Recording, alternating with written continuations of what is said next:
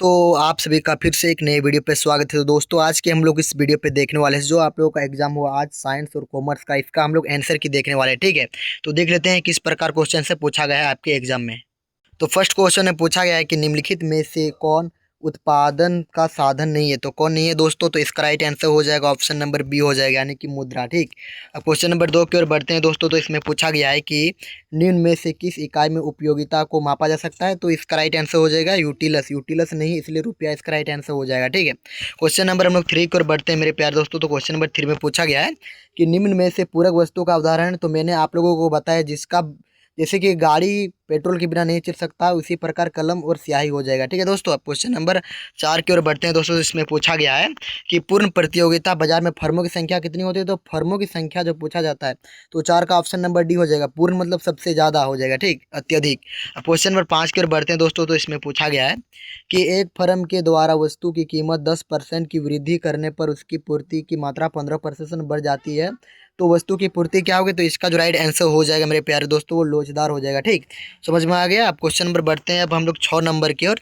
तो question number 6 में पूछा गया है कि किसी वस्तु की मांग में वृद्धि होने से संतुलन कीमत पर क्या प्रभाव पड़ता है। तो मेरे प्यारे दोस्तों 6 का जो राइट आंसर जो होगा वो ऑप्शन नंबर ए हो जाएगा, यानी कि संतुलन कीमत में वृद्धि होती है। अब क्वेश्चन नंबर में बढ़ते हैं अब 7 नंबर की ओर दोस्तों। तो इसमें पूछा गया है कि बाजार में मांग अधिकता की स्थिति कब उत्पन्न होती है, तब क्या होता है, जब क्या होता है। तो 7 का राइट आंसर हो जाएगा ऑप्शन नंबर बी हो जाएगा, डी। डी बड़ा है एस से। ठीक है, क्वेश्चन नंबर बढ़ते हैं अब 8 नंबर की ओर। तो इसमें पूछा गया है कि किसी वस्तु की सीमांत उपयोगिता शून्य होती है पर कुल उपयोगिता क्या होती है। तो कुल उपयोगिता क्या हो जाए। तो 8 का ऑप्शन नंबर बी हो जाएगा, अधिकतम होती है। ठीक है, अब क्वेश्चन नंबर 9 की ओर बढ़ते हैं मेरे प्यारे दोस्तों। तो इसमें पूछा गया है कि सामान्यतः एक सरल रेखा की मांग वक्र की ढाल ऋणात्मक होने का क्या कारण है, मतलब एक कारण क्या है। तो इसका राइट आंसर क्या हो जाएगा। तो 9 का right answer option number C हो जाएगा। ठीक है, क्या हो जाएगा। तो सी, मूल्य प्रभाव, आय प्रभाव और प्रतिस्थापन प्रभाव। ठीक है, क्वेश्चन नंबर 10 की ओर बढ़ते हैं। तो इसमें पूछा गया है कि उत्पादन फलन जो यहाँ पर लिखा गया है किस उत्पादन नियम को प्रदर्शित करती है। तो मेरे प्यारे दोस्तों इसका राइट आंसर जो होगा 10 का ऑप्शन नंबर क्या हो जाएगा। तो सी हो जाएगा। ठीक, मैं आप लोगों को ये नहीं बता पा रहा हूँ, ठीक है, फॉर्मूला सब, इसलिए मैं आप लोगों को जल्दी से जल्दी बता रहा हूँ। ठीक, क्वेश्चन नंबर 11 में पूछा गया है कि निम्नलिखित रेखाचित्र से पूर्ति की लोच के किस माप की माप होती है। तो इसका जो राइट आंसर जो होगा मेरे प्यारे दोस्तों वो क्या हो जाएगा। तो इसका ऑप्शन नंबर क्या हो जाएगा। तो 11 का ऑप्शन नंबर क्या हो जाए। तो सी हो जाएगा, एक से अधिक। ठीक, अब क्वेश्चन नंबर 12 की ओर बढ़ते हैं। तो इसमें पूछा गया है, क्या पूछा गया है कि बाजार में पूर्ति अधिकता की स्थिति में बाजार कीमत होने की प्रवृत्ति होती है।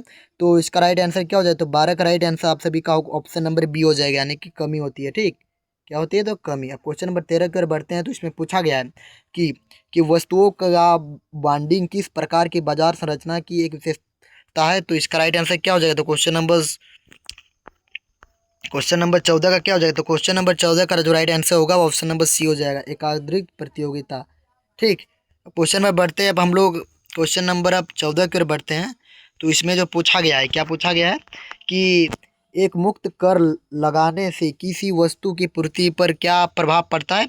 तो इसका जो राइट आंसर जो होगा क्या हो जाएगा। तो इसका राइट आंसर हो जाएगा ऑप्शन नंबर ए हो जाएगा। ठीक, क्या हो जाएगा। तो ऑप्शन नंबर ए। अब क्वेश्चन नंबर हम लोग बढ़ते हैं अब 14 नंबर का, सॉरी दोस्तों 14 नंबर का ऑप्शन नंबर सी हो जाएगा, पूर्ति अवर्तित रहती है। क्वेश्चन नंबर बढ़ते हैं 15 नंबर की ओर।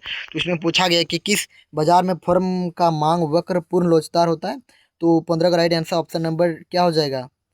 तो ऑप्शन नंबर ए हो जाएगा। ठीक, क्वेश्चन नंबर 16 की ओर बढ़ते हैं। तो इसमें पूछा गया है कि अर्थशास्त्र की भाषा में निवेश शब्द से क्या अभिप्राय है। तो इसका क्या आंसर हो जाएगा। क्वेश्चन नंबर हम लोग 16 का पूछा जा रहा है। ठीक है, तो 16 का क्या हो जाएगा।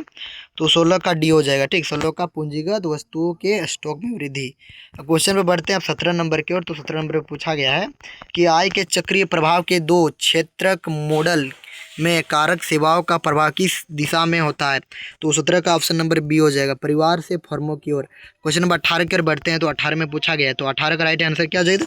तो 18 का right answer option number D हो जाएगा। ठीक, क्वेश्चन नंबर 19 की ओर बढ़ते हैं। तो क्वेश्चन नंबर 19 का राइट आंसर भी हो जाएगा ऑप्शन नंबर डी, मुद्रा। क्वेश्चन नंबर 20 की ओर बढ़ते हैं। तो क्वेश्चन नंबर 20 का हो जाएगा, क्या हो जाएगा। तो 20 का जो होगा वो ऑप्शन नंबर क्या हो जाएगा। तो बी हो जाएगा, करेंसी नोट। निम्नलिखित में से किसे वैध मुद्रा कहा जाता है। तो करेंसी नोट को। ठीक, क्वेश्चन में बढ़ते हैं अब 21 नंबर खत्म, 21 नंबर की ओर। तो 21 नंबर का राइट आंसर क्या हो जाएगा। तो 21 का हो जाएगा ऑप्शन नंबर सी हो जाएगा। ठीक, 21 का क्या हो जाएगा, तो सी, मतलब ए और सी दोनों। क्वेश्चन नंबर 22 की ओर बढ़ते हैं। तो क्वेश्चन नंबर 22 में पूछा गया, तो 22 का क्या हो जाएगा, तो 22 का क्या हो जाएगा, निम्नलिखित में से किस कर को कागजी कर कहा जाता है, तो किस कर को कहा जाता है, तो निगम कर को, आय कर को, संपत्ति कर को, सीमा शुल्क को। तो इसका राइट आंसर हो जाएगा ऑप्शन नंबर क्या हो जाएगा, तो क्वेश्चन नंबर 22 का ऑप्शन नंबर सी हो जाएगा, संपत्ति कर। ठीक। क्वेश्चन नंबर 23 की ओर बढ़ते हैं। तो क्वेश्चन नंबर 23 का जो राइट आंसर जो होगा वो क्या हो जाएगा, तो 23 का ऑप्शन नंबर सी, 0। अब क्वेश्चन नंबर हम बढ़ते हैं अब 24 की ओर। तो 24 का राइट आंसर क्या हो जाएगा, तो 24 का ऑप्शन नंबर क्या हो जाएगा, तो डी हो जाएगा। ठीक। क्वेश्चन नंबर 25, क्वेश्चन नंबर 25 का राइट आंसर क्या हो जाएगा, तो क्वेश्चन नंबर 25 का हो जाएगा option number A. Question number अब 26 की ओर बढ़ते हैं। तो क्वेश्चन नंबर 26 में पूछा जा रहा है, तो क्या हो जाएगा, तो 26 का ऑप्शन नंबर क्या हो जाएगा, तो डी हो जाएगा। क्वेश्चन नंबर 27 की ओर बढ़ते हैं। तो क्वेश्चन नंबर 27 में पूछा गया मेरे प्यारे दोस्तों, 27 का क्या हो जाएगा, तो ऑप्शन नंबर डी हो जाएगा, भुगतान संतुलन। क्वेश्चन नंबर 28 हो गया। तो दोस्तों आप क्वेश्चन नंबर अब 29 की ओर बढ़ते हैं। तो क्वेश्चन नंबर 29 का जो राइट आंसर हो जाएगा आप सभी का ऑप्शन नंबर सी, यानी कि उत्पादक शुल्क। अब क्वेश्चन में बढ़ते हैं अब 30 का राइट आंसर क्या हो जाएगा, तो 30 का ऑप्शन नंबर ए हो जाएगा। ठीक।